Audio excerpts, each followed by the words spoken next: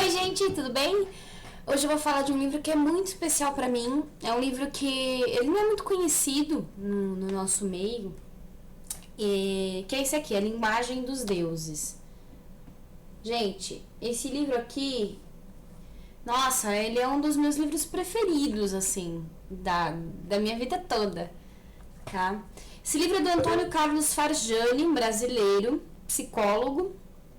E assim, não achei uma foto dele, né? Pra variar, eu não achei uma foto dele, mas assim, gostaria muito de trocar umas ideias com Antônio Carlos Farjani.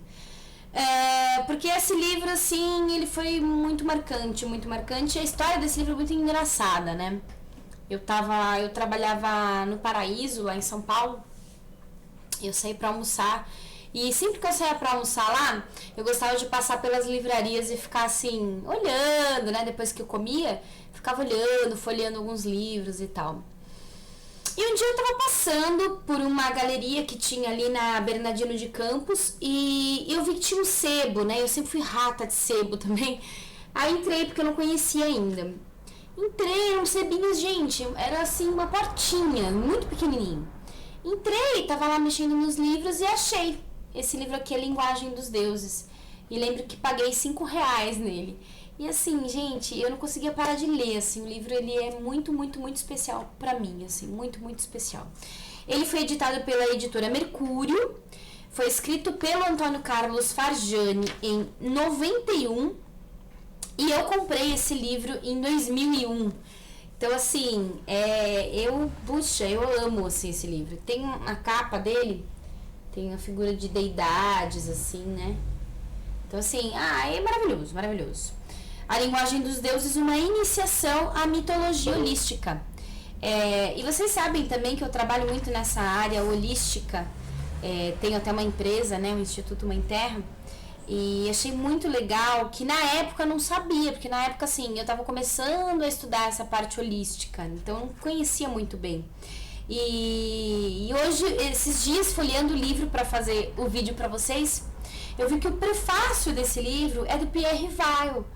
Então, assim, foi um francês que morou no Brasil muitos anos, que foi um dos precursores da Unipaz. Então, assim, nossa, eu acho que eu vou voltar a ler esse livro, tenho que ler ele de novo, porque, nossa, que coisa bacana, assim, coisa bacana. Bom, pra vocês entenderem, né, do que trata esse livro, A Linguagem dos Deuses, e eu recomendo para qualquer um de vocês que estudem mitologia, mas principalmente, não só que estude, né, mas que se conectem com os deuses e com a linguagem dos deuses, eu recomendo esse livro muito, muito, muito, porque olha só, vou ler aqui a contracapa do livro para vocês verem. O que são os mitos? Um compêndio das crenças supersticiosas de povos antigos? A manifestação de desejos neuróticos ou fantasias infantis reprimidas, como queria Freud? A expressão simbólica de dramas interiores, inconscientes, que revelam a natureza de psique, como preferia Jung? O autor vai mais longe. Em vez de dramas psicológicos, apresenta os mitos como dramas cósmicos. Daí a gente já começa a gostar mais, né? Ao invés de histórias humanas, histórias divinas.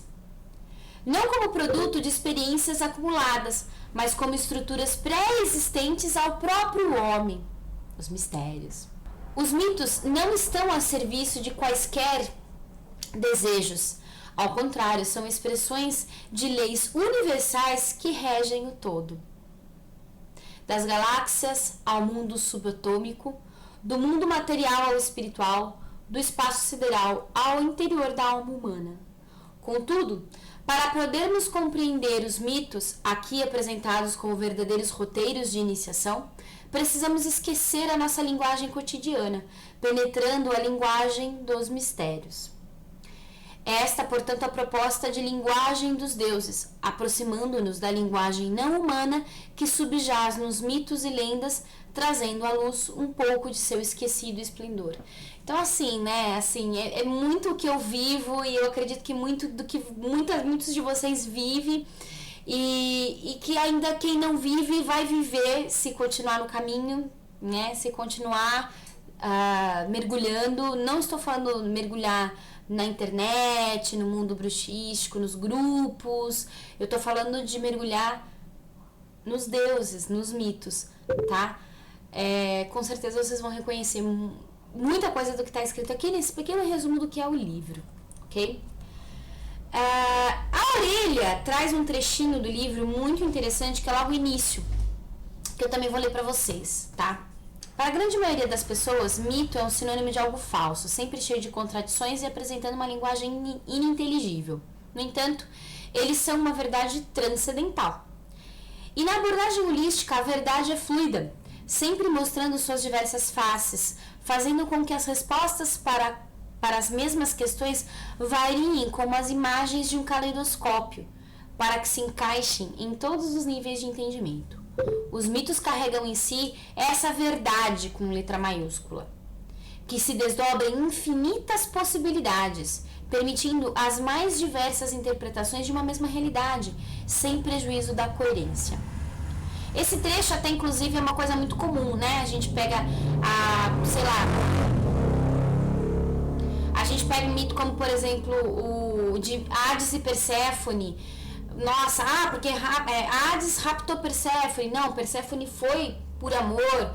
Na verdade, esse rapto, a gente tem que olhar como a mudança das estações. Não era bem um rapto, ou era um rapto. Então, assim, tem muitas formas de a gente interpretar um mito. E isso vai mudar de acordo com o contexto histórico, contexto social e tudo mais. O que ele propõe aqui é dizer, sim, existem essas interpretações que cada época, cada sociedade, cada cabeça vai dar a sua interpretação psicológica, social, histórica. Mas existe o que há por trás do mito, que é o mistério. E é isso que o livro trata aqui, assim, por isso que eu sou apaixonada por ele. Daí ele finaliza, né? Dentro deles, os opostos se fundem, tempo e espaço perdem seus limites, levando consigo as leis de causa e efeito.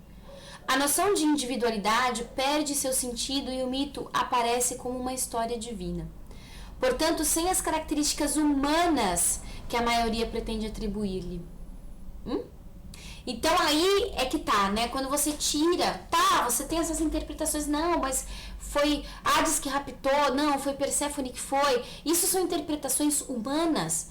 Quando você consegue transcender essa interpretação humana e mergulhar no mito, e para isso você precisa se despir de muitas coisas, de muita bagagem, de muito do seu contexto atual, né?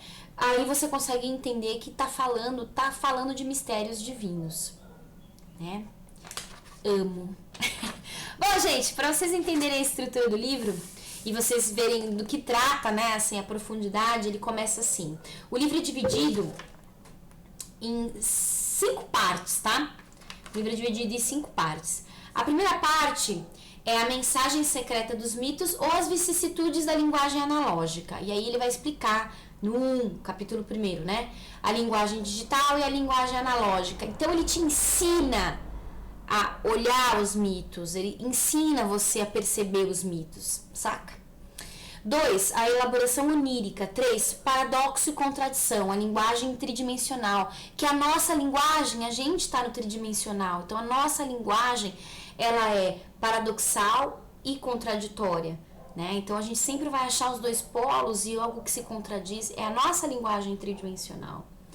A significação antitética das palavras primitivas, ou seja, muitas vezes, e aí o erro, né, de algumas traduções, que acaba se perdendo muito, algumas palavras em hieróglifos, em antigos alfabetos, o significado é diferente. Ele dá um exemplo aqui muito interessante, que eu guardo isso muito com a gente, que é o revelar, né? Quando a gente fala que a gente revela algo, se a gente for pegar etimologicamente, né? O que é revelar? É trazer, né? Eu revelo quem eu sou.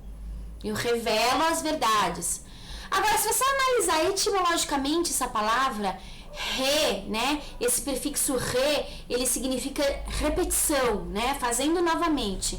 Então, corta o e vê o velar.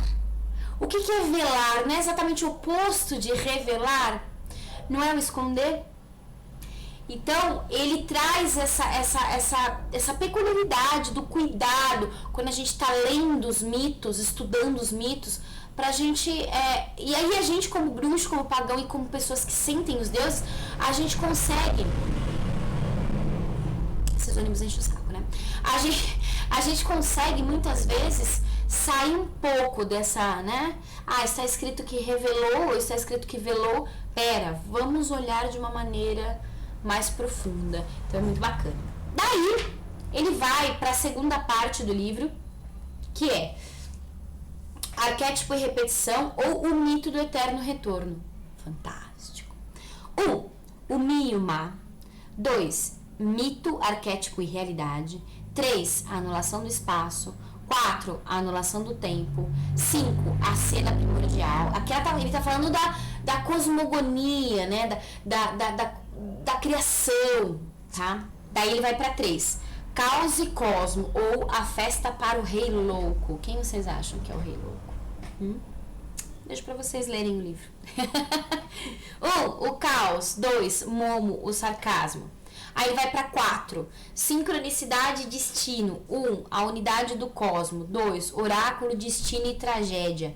3. Individualidade e karma. 5. A interpretação holística dos mitos ou os limites da psicanálise, que é muito fantástico. Vocês sabem que eu trago bastante livros aqui de psicologia, mas esse livro foi muito importante para que eu pudesse até compreender esses outros livros de psicologia, porque esse livro me fez olhar com outros olhos, não restringindo os deuses a arquétipos disso, arquétipos daquilo, tá?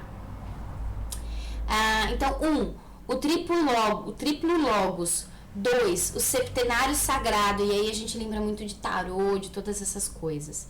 3. Arquétipo e iniciação. 4. Os limites da psicanálise. 5. Abordagem holística, o paradoxo de Gêmeos. E aí ele vai para um índice de ilustração. E o índice do livro, ele já mostra muita coisa, mas assim, não mostra totalmente. Para vocês terem uma ideia, aqui quando ele fala da cena primordial, que é a cosmogonia, né, de onde tudo surgiu, como que surgiu o universo, o mundo, nós e tudo, ele vai falar da cena primordial e tal, ele vai trazer as cartas do tarô para explicar muitas coisas. Daí ele vai pegar e, por exemplo, vai colocar o mito do Deus despedaçado, que aí ele vai trazer próprio Dionísio, Jesus Cristo, outros deuses e figuras mitológicas que foram despedaçados para a criação, Osíris, né, para a criação da vida.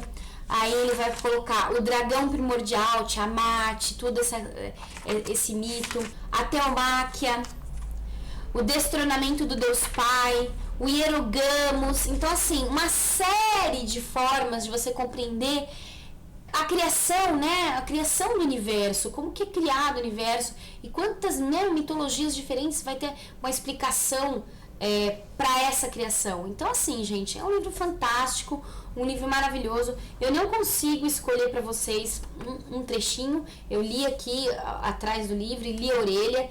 E assim, deixo para vocês com todo o meu carinho, porque assim, é um livro que eu adoro e eu acho que todo mundo deveria ler esse livro aqui, tá bom? A Linguagem dos Deuses, Antônio Carlos Farjani, eu indico para todo mundo. Beijinho para vocês, até semana que vem.